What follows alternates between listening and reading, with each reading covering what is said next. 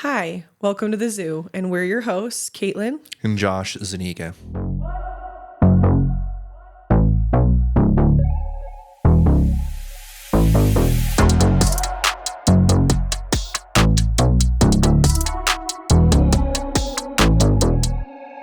Hi guys, welcome back. Episode 5. How we feeling today, Josh? We're feeling good.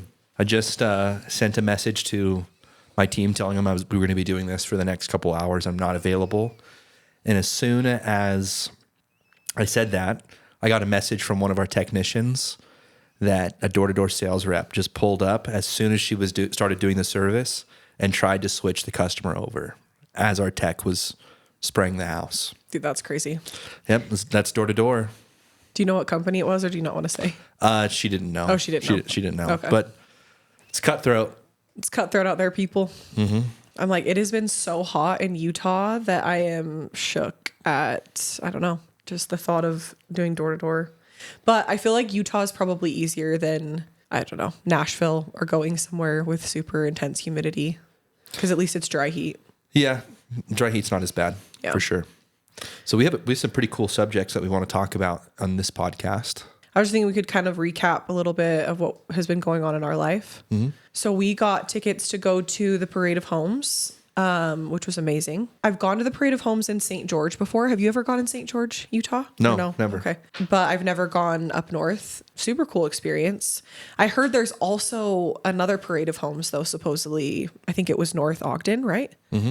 Because most of the houses that we looked at were in Draper, Highland, Alpine, and then there was some in Vineyard, Mapleton, Spanish Fork, like that kind of area. Yeah. Yep.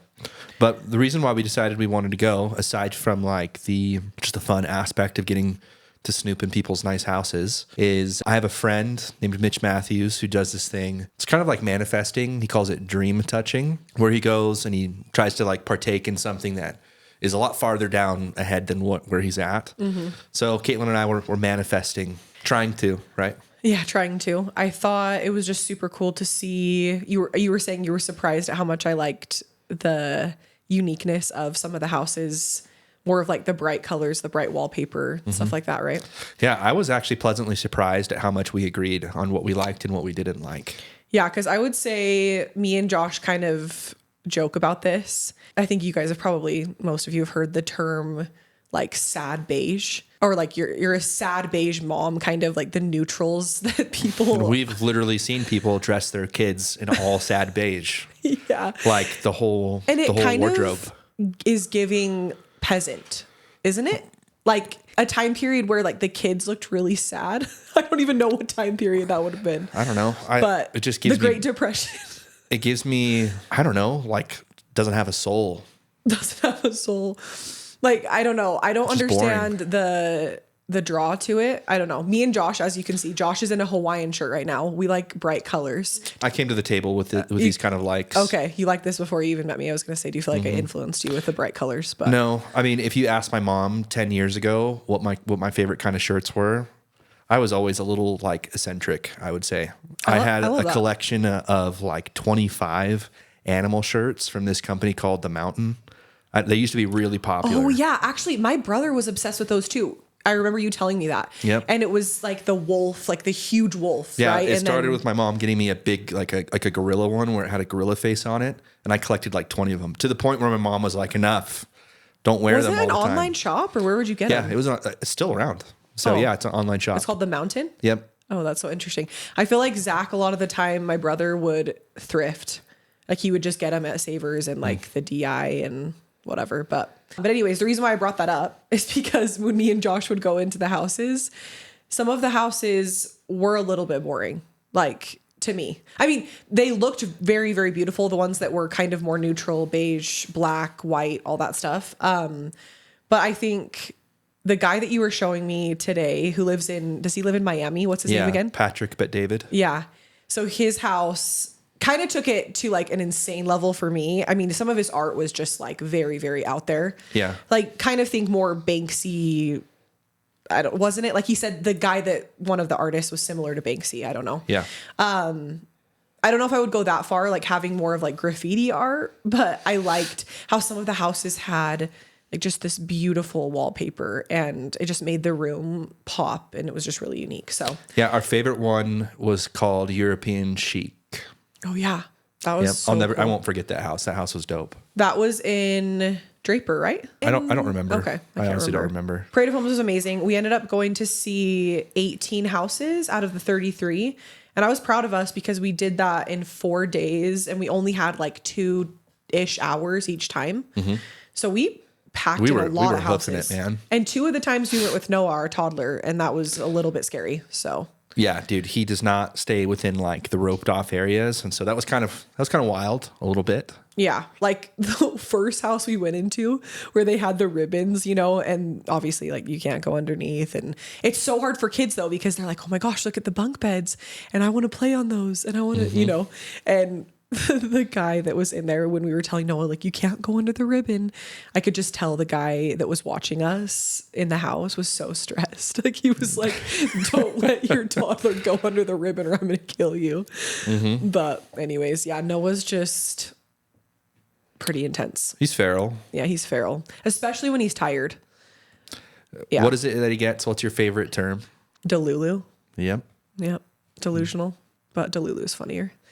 But yeah, Noah kind of protests naps. And so most of the time he still needs a nap, but he'll just fall asleep in the car. So we're in that phase where he ends up falling asleep at like 5 p.m., sometimes even 6 p.m. And you're like, please, no, don't fall asleep. But he needs it so bad. And he is angry when he wakes up. Yeah, he is not a happy camper when he wakes up in the morning even. Like he's just not really a happy It's like a kid. roll of the dice to decide if he's going to be pissed at us or Yeah. if he's going to be mean to us or if he's going to be nice. Because I remember asking my mom that. I was like, did I wake up mad? Because I just was so confused. I'm like, is every kid like this? Like they just wake up angry? I feel like I might have asked your mom too, and I feel like you woke up pretty happy too, from what I remember her saying. But I don't know. Just interesting. We might end up going to the Ogden Parade of Homes too. I think we will. I think that would be kind of fun. So fun date idea. Don't recommend bringing toddlers, but highly recommend going and seeing it. It was really cool. Yeah, but people were asking me about that. You can bring kids. They kind of recommend you not, which is understandable. So if the kids are over 3, at least for the one down here in Salt Lake, you had to pay for their own ticket if they're over 3. But I didn't realize that until I had bought Noah a ticket, and he's not even 3 yet, but that's okay. Back to just some of the pop culture and shows that we've been watching. We ended up finishing Bridgerton, so I want to just talk about it just for a second. I ended up liking this season a lot. I feel like there was mixed reviews on it just because there's supposedly a different producer. We really liked the story with Penelope and Colin though. Like I'm super happy that she, I don't know, came out and said who she really is. What's her name again? The lady who I think it's Nicola. No, yeah, that's her actual name. Penelope is her like name in the show, but who is she? The lady who writes the Dearest Gentle Readers. Lady Whistledown. Oh yeah, Lady Whistledown. So anyway, this season she comes out and says that she's Lady Whistledown because like the queen kind of pushed her into it. I liked that scene. I don't know. I just thought it was empowering and awesome. And so what's your hot take on the show? Do you have a controversial opinion? Well, I mean, like what we were talking about, because there was a new producer, they had just like some way risque scenes with the one Bridgerton brother who it was like a threesome type situation. Menage a trois? A swinger type situation. I don't even know if I said that right. I think you did. But we fast forwarded those because I don't know. It wasn't the vibe for me. But I wish they would have taken that out. I just didn't think it was necessary at all. Like I don't really know what to take away from that portion of like the story other than like where is that going? To be fair, they've had stories like that in other seasons where the brothers are just hooking up with prostitutes. Yeah. I don't really feel like it adds a whole lot to the storyline other than portraying them as a little irresponsible sometimes or loose, or I guess maybe it's to portray like the gender differences at the time. Because I do think that's they true. could get away with that. The guys could. Well, yeah, but the girls couldn't. Because even Colin, Penelope's husband, he said that he was like in part of the show he didn't want to maybe get married because he found out she was Lady Whistledown, and then he's like, actually, we had sex, so I'm a man of honor. Yeah, he's like, I'm a man of honor, so we have to. But it's like, you think about, like you said, all the girls that they've probably slept with on their travels and prostitutes, and then it's all good for them. Like, do you feel like it's like that way still today?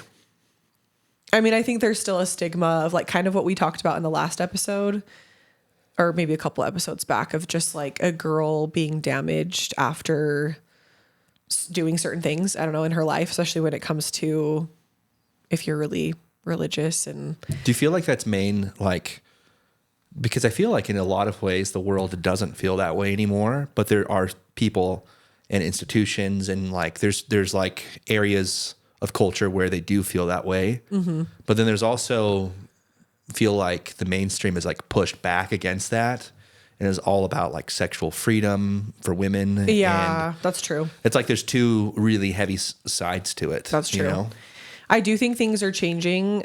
I don't know if it's totally for the better though, because I don't really love the narrative of, I mean, this is just my own personal belief. Like, I just believe in monogamy. And so I just could never be a swinger or like more. If you can balance all the different relationship issues with multiple people, more power to you. But I'm not interested. you always are like, one woman is good enough for me. I think Dude. I'm good on that. Yep. Dude, actually though, funny story. We actually just went to this restaurant with your team. It's called Bonsai in Sandy, and it's a teppanyaki place. Oh, They you're cook gonna in front embarrass of your you. mother. Yeah. I was there with my parents. Sometimes I would just go out with my parents. Like, I just get along pretty well with them. And so it would just be like their date night and I would crash it. I mean, I guess, free dinner. But so we were there at the teppanyaki place. They're cooking in front of us. And there was this couple next to us. And I had gone to the bathroom. And when I get back, my mom tells me that this couple next to them was interested in swapping for the night. And I was so confused at that. I can't remember how old I was, but I was like, what do you mean? Like swapping for the night? Like, what does that even mean? And she was like, yeah, they really just wanted to see how things could go, if we switch partners. And Linda was interested. No, she wasn't. Dude, Linda is like, I'm sorry, Mom, but you are a little bit of a prude.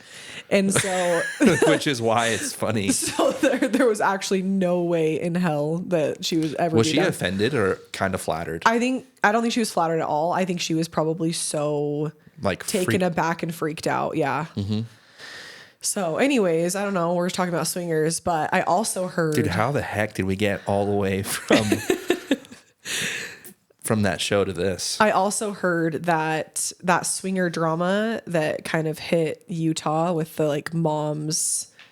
I don't know. It was like mom talk on TikTok about whatever, these moms that were Mormon, were LDS, aren't really anymore. I don't really know, but got into some swinger action with their friends. I think a lot of people have heard about it, and they're making a show. They're making a show out of it. I heard it's going to be on Sounds TV. like it's going to be a drama. Yeah. I thought it was just a rumor, but it's actually, I think, coming out soon. So that's going to be interesting. I'm sure a lot of people will watch it too. Yeah, It's exactly. like watching a car crash happening. Well, it's like the Real Housewives of Salt Lake. I mean, they say that a lot of them are Mormon and they talk about being LDS, but most of them, I don't even think maybe one is, or not It's even honestly any. kind of weird. Like, I think that the media really likes to pick alternative views of what Mormonism is, or like, there's just not really good representation of somebody that is pretty with it, but is LDS. It's like, it's always people like that, who they use it to their advantage to market themselves, but they're not really a part of it. Yeah, exactly. So anyway, enough about swingers. And Bridgerton? And Bridgerton. I mean, I liked it overall, though. I thought it was a good season. It was cute. So we'll see where they end up going with that. We did finish Perfect Match on Netflix, which I do think Perfect Match is one of the worst like reality Netflix TV shows.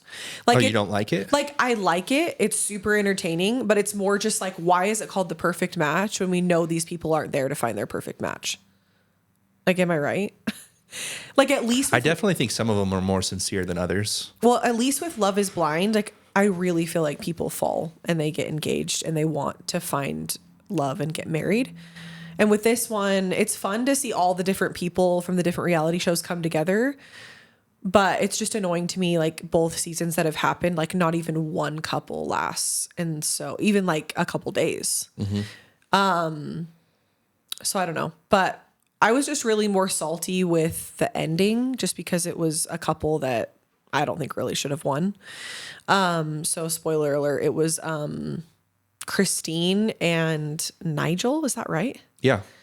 They had just matched though, not that long ago before they ended up winning the show. So that's why I think it was weird, but then it makes sense because I heard rumors that a lot of the people who didn't get into the house ended up deciding they wanted to vote for Christine and Nigel because they felt like everyone else was fake and all the couples weren't actually going to work out. And so they voted for somebody who they thought maybe could actually work out.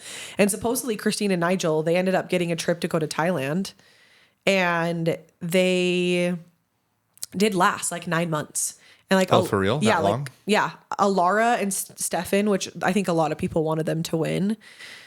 They didn't even last like 2 days, I feel like. And then pretty much everyone else, same thing. So they kind of did call it. The people that weren't in the house, they called that Christine and Nigel were a good match. So, But yeah, I have been hearing a lot of things about Harry Jowsey, just like people wanting to cancel him and that like, because I've watched that show Selling Sunset and I like Selling OC, I feel like a little bit more, but Selling Sunset, the main girl, Chriselle, I saw one of her TikToks and she was like, I literally never want to see Harry Jowsey on my screen ever again. Dude, well, that chick's weird. So I mean, she's weird. Yeah. She's a weird chick and I don't care about her opinion. I also don't care about Harry Jowsey, but yeah, but it's just funny because Harry Jowsey has his own podcast and it's called Boyfriend Material. And so everybody makes fun of it because they're like, he is the farthest thing from Boyfriend Material. But yeah, he ended up dating Jess, she was from Love is Blind. And I feel like she just seems so much more mature. Like she's a single mom. I don't even know why she really wanted to go for him, but maybe it was just I definitely feel like Izzy and Jess and maybe even Micah were slightly different than the rest of the like you're saying more mature.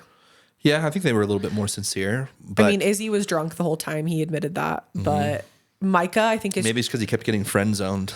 Yeah. I think Micah has changed a lot since Love is Blind. She seems like she's a lot more mature. But she did keep going back to Kaz. And I even saw like a TikTok, I don't know if it was a joke, but she was like, just going to go back to my man, like standing by my man. Like she was saying that she might go back to Kaz. I'm like, is she really? That's like 5 times they've been on and off, but I don't know. I like Micah. I don't say this to like be a hater because I don't care enough about it to hate or to not hate. But I will say I feel like to get on those shows, like Too Hot to Handle, Perfect Match, like the trait that I see that's most common amongst all those people is that they're super selfish. Like they're just super selfish people. That's what I mean. People. Like, are any of them actually truly ready to get married? Like no, I think that they're just using each other to feel good. Well, that and then when it's not convenient anymore, too, right? Yeah, for clout, it's like a point of leverage. Yeah, you know, it's like the book that you just bought, like The Rules of Power, the 48 Laws of Power. It's like they're just trying to leverage and position themselves to be more, like, I don't know.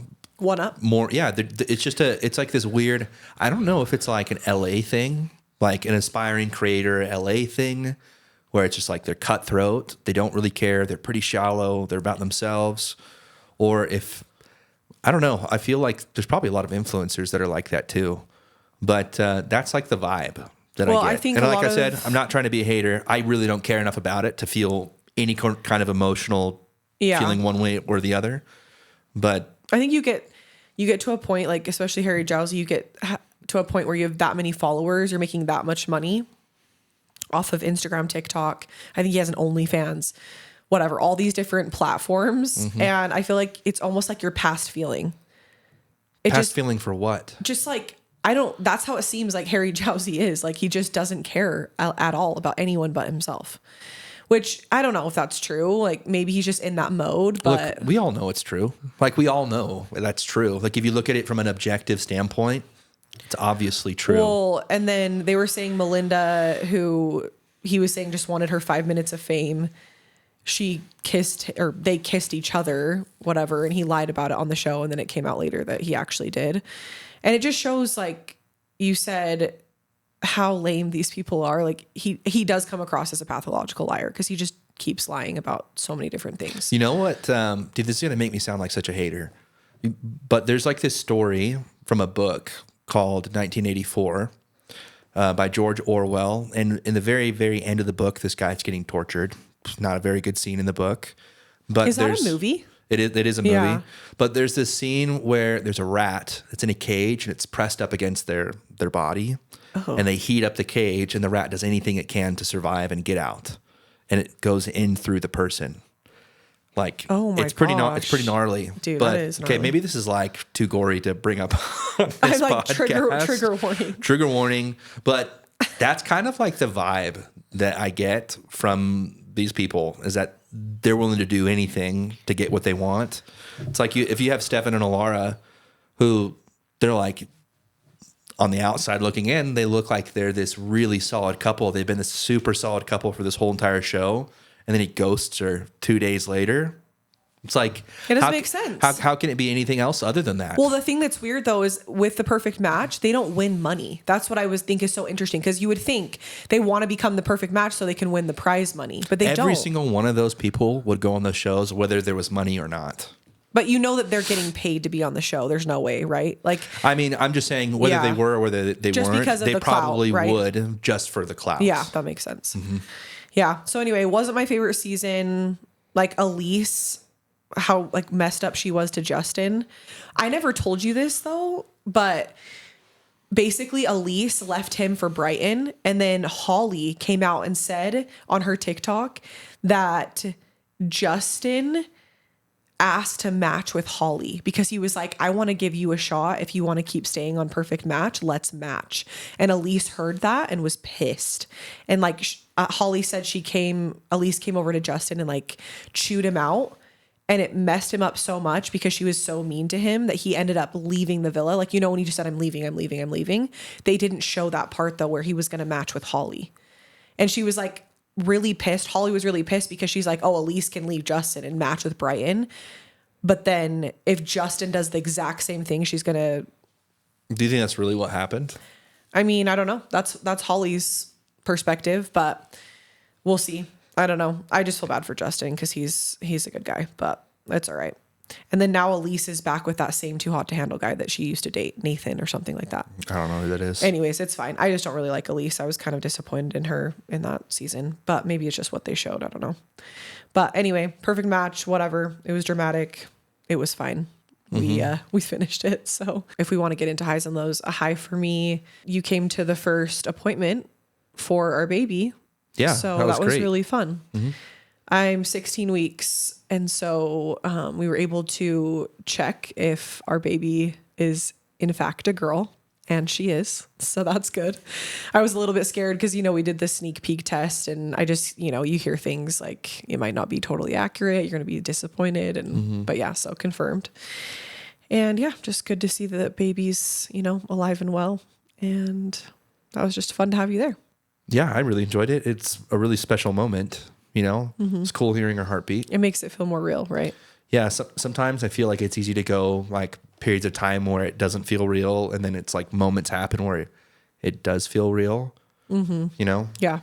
Because at this point, I haven't felt the baby move or kick or anything. I think she was saying, my doctor was saying, now is the time that I'll kind of feel to like 20-ish weeks around there where I'll feel the baby move. And I think it'll feel, I don't know how to explain it. It's a little bit, like you just feel a little bit anxious. It's like, you know, you're pregnant and you believe and hope everything's good, but when you don't feel anything, it's just kind of weird because you're like, is everything still good until you actually see the baby on the screen and everything. So, but yeah, that was a high for me. And then also super exciting, but I've always wanted to see Post Malone ever since you told me about going on a date with, not me. It was a good date. To Post Malone. Yeah. So I jumped on that and got tickets for us. They used to call it USANA, but I think they changed the name of it. So I can't remember the exact name, but that's the venue, and it's outdoors. It's super, super pretty. And so we just got lawn tickets because it was the cheapest, and right on. We're just going to chill. and listen to Posty. I'm so excited. So we'll see if we have some friends end up coming, because a few of my friends have texted me and said they might come, but we'll see. Highs for me, things are going really well in the business. We fairly recently, maybe like a couple of like 2 weeks ago, we broke $1 million in new sales for our Salt Lake branch. That's awesome. And we're pacing to do another $1 million fairly soon in the next couple of weeks. Yeah, super proud of your team. They're doing good. Yeah, they're working super hard. It's been interesting coming to this market because it's like kind of thought of as a saturated market, but we were able to kind of see an opening in the market and take advantage of it. And it's just nice knowing that we were correct, because it was a pretty decent sized gamble, but things are going well. Yeah. Oh, I can think of a low. Let's hear it. Well, Noah and when we put him to sleep that one night. This last week. Let's hear about that. Caitlin and I put Noah down for sleep. Usually it's a tag team effort. I'll put him down and then I kind of wait in the room right next to where he's sleeping. We have like an office that's right next to his bedroom. I'll kind of hang out there until I feel like he's asleep. And then eventually we'll come back into the bedroom, just kind of hang out, talk, watch shows, whatever. Yeah. But all of a sudden we start hearing Noah banging on the door, like trying to get us to come. And our and he kept saying, "Mama, mama, mama, mama." Our son is very, very convincing, and he gets his salesmanship from me, I think. But he'll do anything and everything to like not go to bed. I want milk. I want a bar. I'm hungry. My tummy hurts. Yep. What else does he say? That's pretty much it. Or he says that there's ghosts or monsters. Yeah, the monsters are gonna get me. And then I saw this girl post. I think her name's Rebecca, like Marsden or whatever, and she's like a Instagrammer, YouTuber, whatever, TikTok, and she posted about how on Bluey they put the little stars on the ceiling in their room. And so I told Noah, I'm like, the monsters are gone. They're not gonna get you. The ghosts, they're gone. And I told him, I'm like, I'm gonna get you stars. And so you can think happy thoughts and you can look at the stars. And so when I told him that, he was like so excited and so hopeful. So we ended up getting him the actual stars that you can stick on. We haven't put them on yet, but then we actually got like a galaxy light too that projects like onto the ceiling. So anyway, I think that'll help him maybe to be a little bit happier when he goes to sleep. But yeah, keep going with your story. Okay. So basically we're ignoring him for like 10, 15 minutes. Because this is like, we've gone in there probably like 10 times. And that's not an exaggeration. We probably got in there 10 times, read him an extra book. And we're just chilling. And then you like tell me to go check on him one more time. I ask you to, you say no. And I'm like, fine. I get up, I'll go. I open the door. And the first thing I see are Noah's hands covered in crap.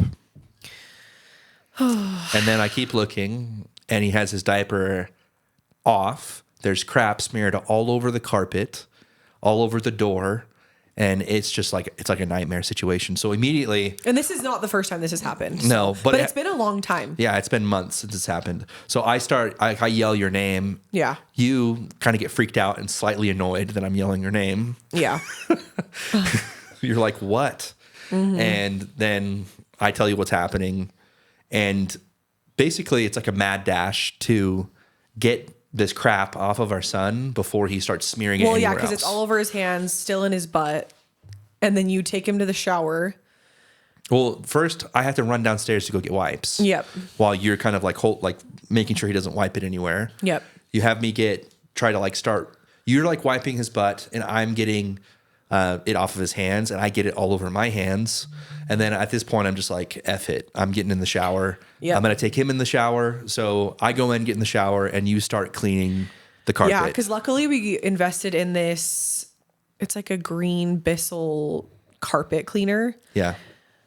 That was honestly the best purchase of our life because we've used that so much for cleaning so many stains, mostly Noah. I had to plug my nose while doing that because I'm pregnant, and smells are just, anyone that knows when you're pregnant, your nose is just like off the I offered to clean the carpet. I know. I honestly would have rather that than having to clean Noah off. So I opted for that, and I was just cleaning up poop while you were cleaning Noah off, and we got him ready for bed. He thought it was super funny though, I think. Dude. He was laughing. He was like, I had poop in my butt. Or like, I don't even know. Is that what he said? Yeah, he's like, I had poop in my butt. Dude. Yeah, I think everyone listening to this, they're like, why haven't you guys potty trained your son yet? And we're asking ourselves the same thing because we just keep putting it off. I mean, he turns 3 really soon.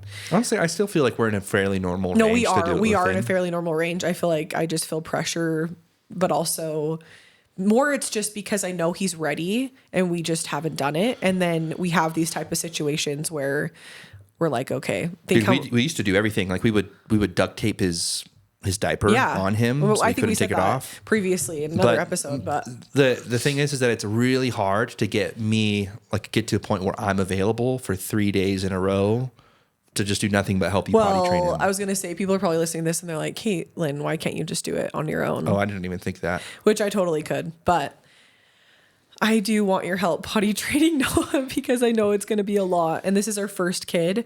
And I think I just hyped it up too much in my mind, but we really just have to do it. So we'll keep you guys updated on that. But the poop fiasco was disgusting. So let us know if you've had any similar stories, because I'm sure parents out there have. Like, it's not a unique story at all. Yeah, no, I've heard stories like this a ton. But most of the time, parents will say to me, I feel so bad for you, and I'm so like lucky and grateful that none of my kids ever did that. So that's nice. So yay for us. So another thing that we want to talk about on this episode. So if you don't know this about me, I feel like people who have known me for a long time have kind of known that I love talking about personality quizzes. So I don't think I told you this. Maybe I did, but I did a book club for the color code like a long time ago, and it was super fun. Anyway, I only had a few friends that ended up coming to it, but if you've never taken the color code test, right? I think I'm a red. Okay, yeah. I assumed that you were a red, but I think on the color code, the guy who wrote the book, I believe he's LDS and he's from Utah. But that one's like more basic, I feel like, because there's only 4 colors that you can be. It's red, yellow, blue, and white. And everything is, each different color is motivated by different things. So red is motivated by power. Blue is motivated by connection and feelings. And then yellow is motivated by fun. And then white is motivated by peace. So I took it like a more in depth when I did the book club, and I was a red yellow. So that was like my secondary color. I think we're probably both that way. Yeah, I would assume so. Because I think we both have like a fun side. And we're motivated by adventure maybe and, fun, but then we have an intense side too. Me and Josh have been talking about personality tests over the last little bit because I kind of went into depth with my therapist about the Enneagram test.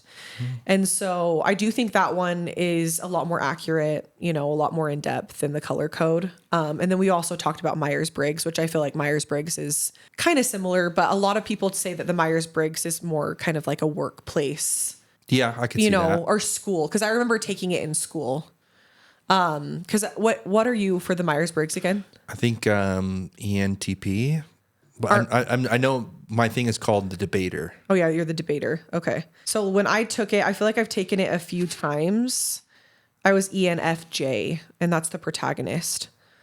So it says, I'm extroverted, intuitive, feeling, and judging traits. These warm, forthright types love helping others, and they tend to have strong ideas and values. And then you said you're ENTP? Mm-hmm. Okay, so the debater, extroverted, intuitive thinking and prospecting traits. They tend to be bold and creative, deconstructing and rebuilding ideas with great mental agility. They pursue their goals vigorously despite any resistance they might encounter. So if you guys are interested, taking the test, the color code's a good one, just interesting. And so is the Myers-Briggs, but we're going to focus more on the Enneagram since I just kind of talked about that with Josh. And I ended up getting a book off of Amazon. My therapist recommended it, and it's called Enneagram Made Easy. And so I thought it was kind of interesting. We were kind of reading it together. It was raining the other night, or I guess during the day, and we were sitting on the porch reading it, and it was kind of fun going over our personality types. So let's talk about yours. So there's 8 different numbers. Josh had taken this quiz with your therapist, right? And so Corey Clark. Yeah. The sales therapist, right? Yep, the sales therapist. Shout out to my homie Corey. Yeah, he's a good guy. So you took it with him, and he ended up telling you that you're number 8, right? Yeah. You're the challenger. There's some aspects of this that when I first hear them, they're hard for me to hear because like there's like a dualness in this, like where there's some aspects of it that are really good and some of it, Well, like if I'm in an unhealthy place, it can be not so good. Well, I feel like that with most personality types, it's kind of hard to read the bad. I would say that after having talked about this a little bit, I probably fit into this by about 90%. Maybe there's like 10% that doesn't fit, but Yeah. if I'm honest with myself, probably close to like 85, 90%. Anyways, keep going. Sorry. So the Enneagram, if anyone doesn't know, it's an emotional focused system of understanding people, honing in on one's core emotional motivations and fears. Each of the 9 personality types has its own driving force, which is centered around a particular emotion. Some Enneagram types experience strong emotions, while other types aim to avoid emotions in one form or another. However, whether running from emotions or diving into them, each type describes some aspect of emotional experience. And so it kind of goes over how there's 3 centers of intelligence in the Enneagram. There's the head types, the heart types, and the body types. And so that was just interesting to me that your number 8 is under the body types. Oh, I didn't know that. It says that it depends on their instinctual intelligence to follow their gut and respond to threats and opportunities. So I'm a number 4, which is the individualist. And so I'm a heart type. It says it depends on their emotional intelligence to understand their own reactions and connect with others. And it says heart types react with their emotions first. They connect with other people on an empathetic level and make sense of the world by understanding their feelings about it. These types are guided by their feelings and emotional relationships with other people. So it says 8 see themselves as strong and powerful and seek to stand up for what they believe in. The greatest fear of the type 8 is to be powerless, so they focus on controlling their environment. They're not afraid to buck societal rules in pursuit of justice. They believe it is their job to combat oppression and stand up for those weaker than themselves. Type 8s make strong leaders who are assertive, goal-oriented, and resilient. So some of your key personality traits of an 8: independent, self-sufficient, fierce, confident, determined, stamina, very energetic and busy, fiery passions and power, stubborn and headstrong, and serious about control over environment. Do you agree with those? Yes. I think that in some ways there's a lot of truth to that. But I think that my personality, when I look back on my childhood, I think that there was different areas of my life that formed that side of me. I can't tell if I was always that way and there were things that kind of suppressed that within me, or if it was always like that way. Because I feel like when I was younger, well, a lot of these types, though, you take the test thinking about before you were age 25. So one of the things that made me think I wasn't a type 8 for a long time was when I was younger, I was more of a rule follower. And I'm talking like below the age of 10. Yeah. I was a rule follower. I really wanted adults to approve of me. Mm-hmm. And when I was like studying about this, I actually asked ChatGPT. I was like, if I'm a type 8, then why did I feel this way as a child? Mm-hmm. And what it said is that it's actually typical of a type 8 to understand like power dynamics and understand that if I followed the rules that I would be okay. And that was like a typical type 8 thing. So it wasn't atypical. I always thought it was atypical. Like it didn't fit in. To be a rule follower? Yeah, to be a rule follower. But it was just an early understanding of power dynamics, which I thought was interesting because it's not like when I was 10, I was thinking about power dynamics, you know? It's like, what does that even mean to a 10-year-old? Yeah. Totally. It just means that I want to be approved of by people whose opinions I care about. Mm-hmm. And I feel like I carried that on a lot through high school. But then there was like other areas of my life where I wasn't shy at all, but I probably was a little bit more shy and reserved in school. And why do you think that is? I don't know. Like if I'm looking at it from the lens of like this book and what I would think that it was because I was aware of like who the more powerful people were, like, or who like the more popular people were in the rooms. So you kind of maybe wanted to take a step back and observe more. Yeah, I became more of an observer. Yeah, and then I also just didn't really feel like I was like them. Like I didn't feel like I was cool. I was fairly popular in high school. Mm-hmm. Like I did sports. I hung out with a lot of those people. Like you and I would have hung out in very similar circles. in high school. Because I was probably more of an you played observer. football. Played football for like 8 years. Yeah, but all throughout high school, right? Yeah. Okay.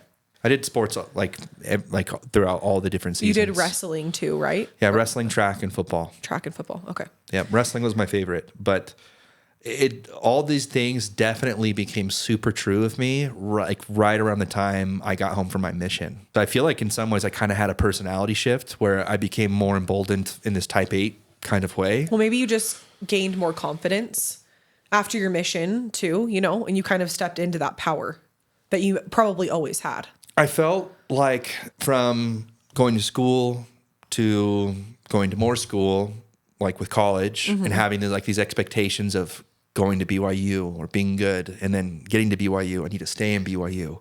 Then going on my mission, I need to go on my mission, which I did want to go on my mission. Yeah. But then I get home from my mission, and I'm in college, and I just see like this never-ending path of me being in a box from school to a career that I don't really know what I want to do. And I just decided I don't want to be in a box anymore. Yeah. Like I want to control what it is that I want to do. But it talks about that, how you like controlling your environment. Yeah. And honestly, it's not because like I feel like I'm a control freak, but it's because I feel like I would feel sad if I felt like I was stuck taken inside away of a box. or chosen for you, maybe. Yeah. Yeah. Because it says deepest fear, 8's fear being vulnerable and powerless more than anything. And cope with this fear by always being strong and in control. Do you feel like do you feel like I'm vulnerable? What would you think other people would think? And then what do you think? So I think, because it talks about in this, that Enneagram 8s can come across intimidating. And I do think sometimes people read you in a wrong way or just a different way than you actually are, because I don't think very many people get to see like the gentle, sweet, vulnerable side of you. And I think we've kind of talked about that, you being bullied when you were younger, and certain things that have happened throughout your life. I think people have misjudged you or hurt you. And maybe going back to the Enneagram 8, you wanting to stay in control, you don't want to show that softer side, which I also think you are more of a masculine male. I don't know, just like a powerful person. And so I think people can be intimidated by that and also assume because you're a male, maybe that you don't have feelings or, you know, I'm not sure. Because I feel like ever since I met you, you showed me, I mean, as time went on, you showed me a really deep side of you that I don't think maybe you've shown to a lot of people. I feel like I showed it to you pretty early, and maybe you didn't recognize I was showing it to you pretty early. Yeah, and I think like it's because I didn't know how you actually are, and that it takes you a lot of time and trust to actually be open with people. And so I think, I don't know if it was because I was open and I really like connecting and talking, that you were like, I like this girl, I want to be open to this, so I'm going to show her that side of me, because maybe you thought like, you know, it would mean a lot to her, or you could get closer to me if you did. And you trusted me, I think, too, because we've talked about how you're an observer and that you know, in your profession, you kind of read the room, read people, read when you know, do a sales pitch. And I also have that trait too, where I feel like it's more of an intuition thing. I just feel like I get good vibes sometimes, good feelings about certain people. And I think that's why we connected. Not only because it was fun and exciting and passionate, because we're both kind of intense. And I've also had people tell me that I'm intimidating, but I think we liked that energy, that fun side. But then we also liked that we could be ourselves and get deeper, you know? And so I think one of the things I liked the most about you is I could tell that you were very empathetic pretty early on. I feel like I could read that about you just from seeing you on social media, that you form like deep friendships and deep relationships. And I think that it's a rare thing today. Like, I don't think that people have super deep relationships, which is something we'll talk more about on the podcast in this next episode. But for me, I've always kind of struggled with that. But Like I have like a core group, but then I don't really venture super far out of it, which we'll talk more about it. But where do you feel like that side of you comes from? Because a 4, are they pretty bold as well? Yeah, so let me read a little bit more about 4. It says the individualist has a relentless drive for authenticity, which is very interesting because that is something that means a lot to me when like connecting with somebody. I think it's really hard for a lot of people to be authentic and vulnerable because, like I said, you could be hurt in the past and you don't want to open up, or it's scary, to open up. And so, but when you can be your true authentic self and connect that way, it just brings my soul and my heart so much joy if I can connect with somebody and see their authentic self. But I think it's because I'm so feeling based, and that's what it says. They want to be seen and accepted for who they are, and expressing themselves through creativity is key to their well-being. 4s connect deeply with their emotions, making them compassionate, original thinkers who are not biased by the expectations of others. And so then it says key personality traits of the 4: distinctive inner and outer presentation, prominent artistic outlets, quirky and endearing. This one I don't really agree with, but my therapist said that like a lot of 4s can be melancholy and retreat to themselves, more prone to depression. And she was saying that she really believes at this time I'm a healthy 4, and that I also am a type 7. Like I think I'm type 4 and type 7 combined. So the type 7 is kind of what we were talking about, like with the fun side. It's more of like the fun Enneagram. So You're definitely fun. Like you're definitely motivated by fun. yeah. I think that if it wasn't for you and our relationship, I don't think that we would have, like I just wouldn't do fun things. Like it's just not as exciting, or you wouldn't seek it out, but it's I mean, I want it. Yeah. I want it, but I want somebody to share it with. Whereas I think that you're individualistic enough that if you felt like you just needed to do it, just to do it, otherwise you wouldn't do it, you would still do it. And I wouldn't. Yeah, It's like the same reason why I waited so long to start my own company. I wanted to do it with somebody. Whereas I think that, if you were in my position, you probably would have done it.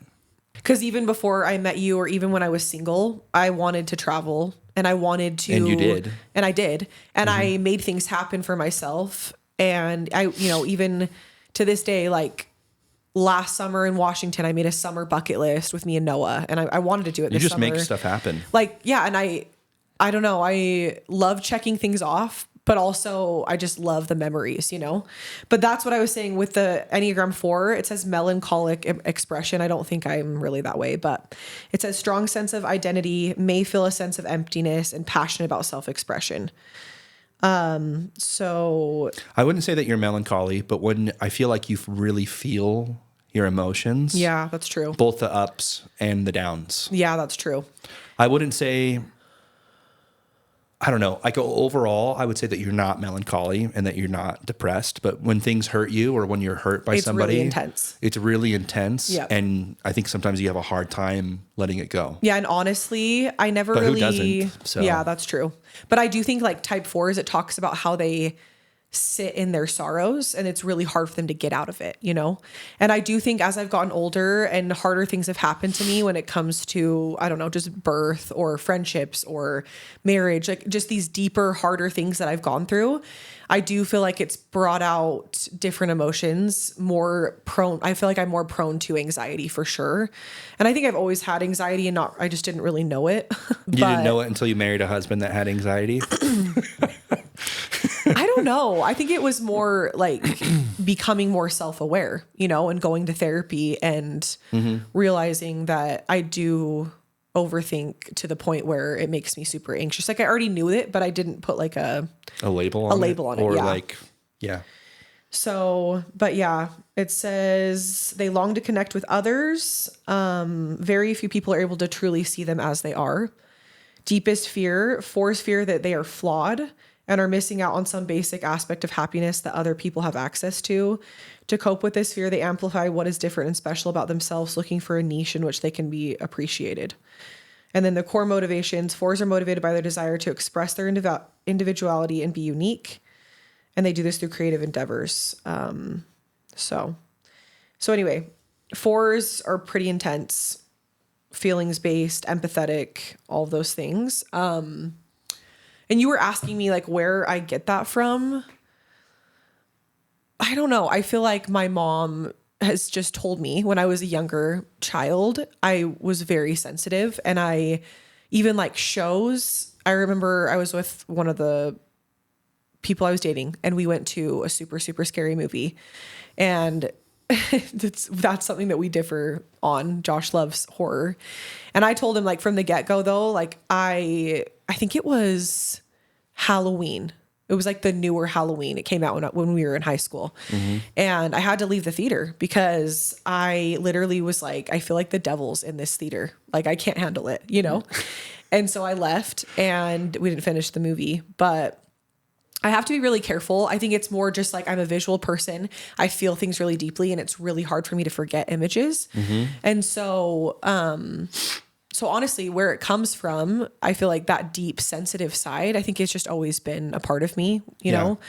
And I find so much joy in connecting. So, cause I mean, I think people for the most part that know me, I worked at Nordstrom for a really long time. And that was to this day, like one of my favorite jobs. And I feel like at the time people didn't understand, like they were, I don't know, I just felt like made fun of or judged for working at Nordstrom after graduating college. And because I worked before college and then after too, after I got my degree. But the reason why I loved it so much is because I got to talk to so many different people and connect with them and be like, what are you doing? Where are you going? How can I help you? You know, start talking about their life. And it brought me so much joy. And I don't know, I just have always been that way. I just love connecting and feeling like, I feel like you would have killed it as a door-to-door salesman if somebody had tried to recruit you during that time. If I would have really like, cause if I decide something and I really go for it and I tell myself I'm going to do it, then I would totally do it. You know, if I really was like, hey, I'm selling this summer, like, let's go. I think I totally could do it. Caitlin actually did make some sales. When she was dating me. Yeah. I did it for a little bit with you, but I don't know, mentally wasn't fully in it. And I just didn't choose, I think, to really go for it. But I do applaud every single person though that knocks doors, because that's one of the hardest, like, because it's such a cold, it's like a cold call, but a cold door.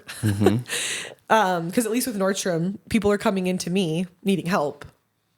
Yeah. It's obviously a lot warmer to connect with somebody, right? But I do think, you know, it is interesting to me, like if you see, say, like a baseball bat on the wall, like I remember I like the sales tactics where you could be like, oh, I see that you play baseball. Like, what team do you like? You know, like I feel like I can find things that people like and want to talk about, even if I don't really like it. That's really hard for a lot of door-to-door salesmen to be observationally aware and use things like that to connect with people. Because a lot of times I would say as high as like 60, 70% of salesmen, they never figure out how to really break outside of this strict box that they're supposed to stay in with this exact like thing that they have to say, right? Yeah, they say the same things over and over and over again, but they struggle with spicing it up with their personality in a way that they can connect with people and make themselves sound a little bit different. Yeah. If you guys are interested in taking a quiz, I feel like a lot of the quizzes online you have to pay for. But it could be worth it. But I do think it's worth it to understand yourself a little bit more.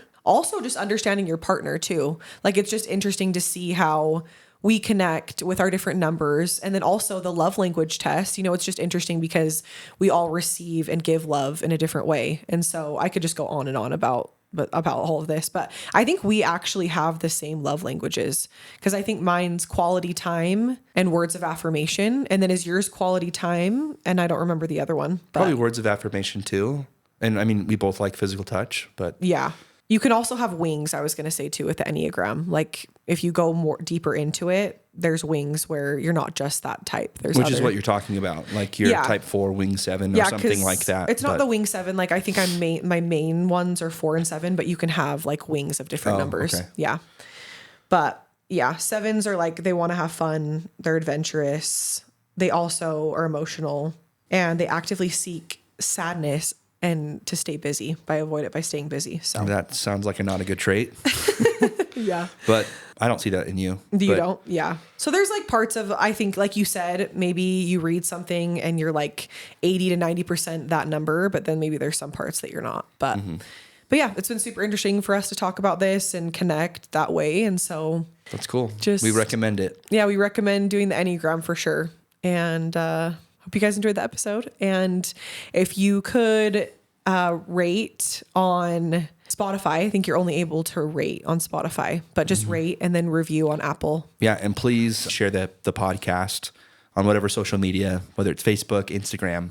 It means a lot to us. Yeah, and it means a lot too, even if you share anything about our podcast on your story, tag us, all the things. So we really appreciate all the support. And, you know, obviously we're still starting out, but we're still super excited for more episodes to come and more people to come on the podcast too eventually. So, Yep. All right. Well, welcome to the zoo. okay, bye.